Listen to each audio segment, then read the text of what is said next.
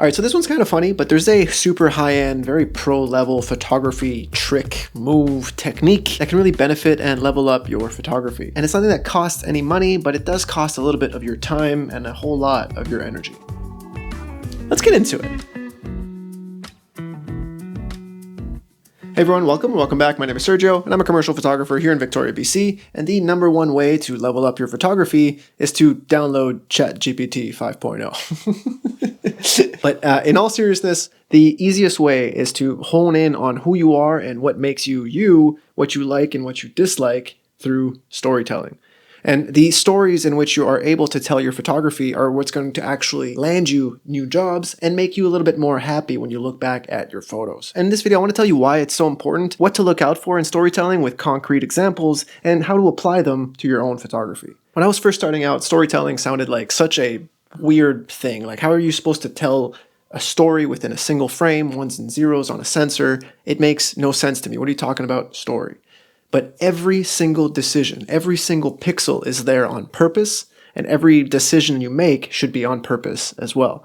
That's the lens choices, that's the camera choices, that's the lighting choices, that's the composition, that's the way you shot it. Everything about it, the models, the set design, everything about it has the ability to be in your control.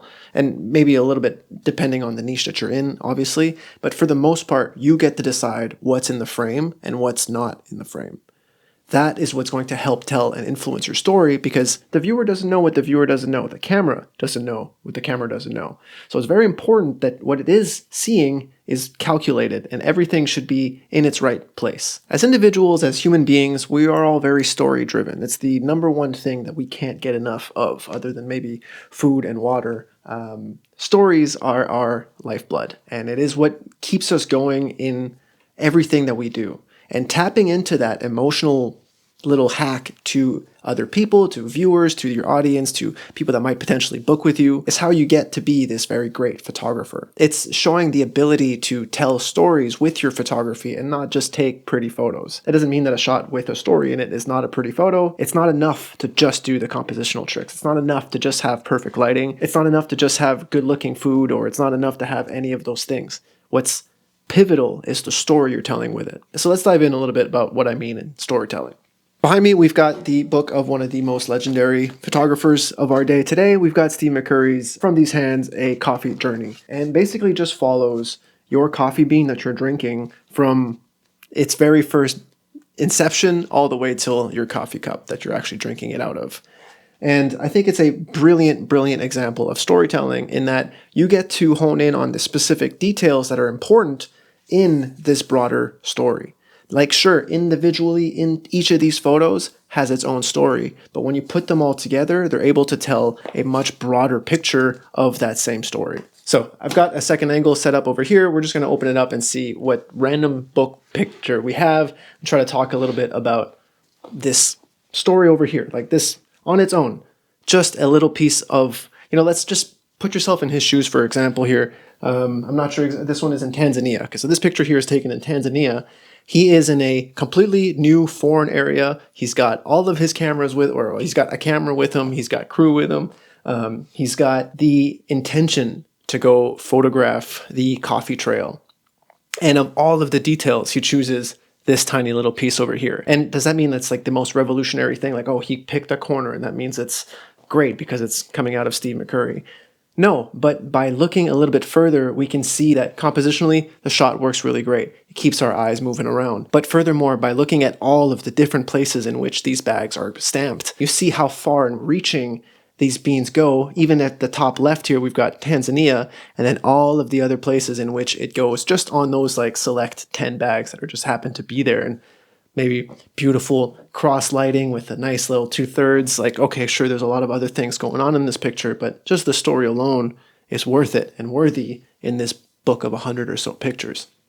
Let's open another one. Let's just talk about it a little bit further. Over here, we have a lovely scene. Maybe there's not a whole lot going on, but it is a very nice picture of the environment in which your coffee and my coffee comes from. Over here in Ethiopia, we get a taste, we get a glimpse of their daily lives from picture to picture.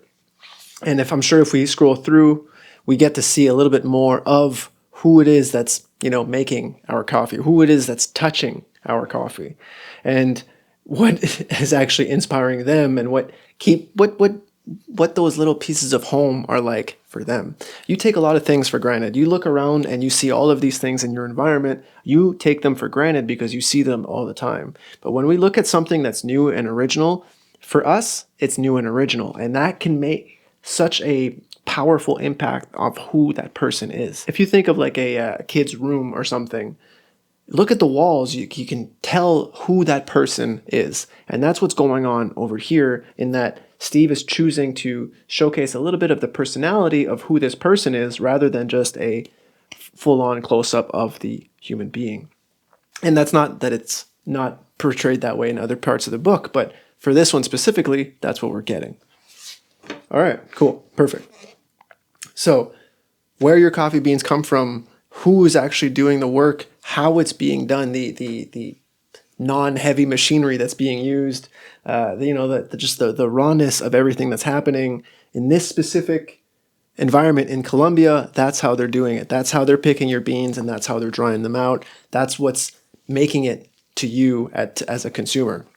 Actually, let me just skip all the way to the end, just see if I can get a nice one because I know that there's some here at the end like that really kind of just encapsulate this whole book, in that from the beans to the families to the farm, the land, the places in which your beans are coming from, all the way to the people who are actually enjoying it and the people who get to, have the fruits of their labor.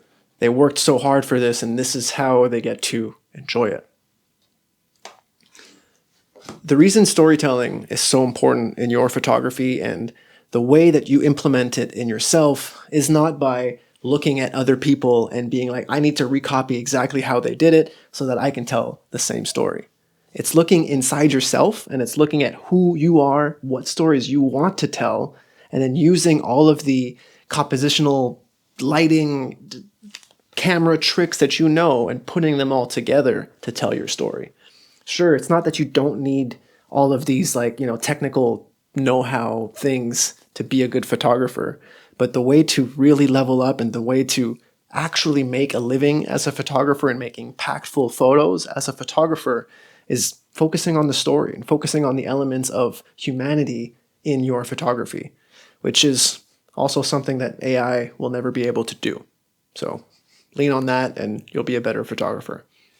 Thanks for watching. I hope you got a little something out of it. Maybe leave a like on your way out and subscribe if you're new here. Maybe comment down below if you have a storytelling photographer that you absolutely admire. For me, it's Dan Winters. Steve McCurry is also right up there. Let me know who you enjoy watching and who you enjoy interacting with, and I'll see you guys in a couple days.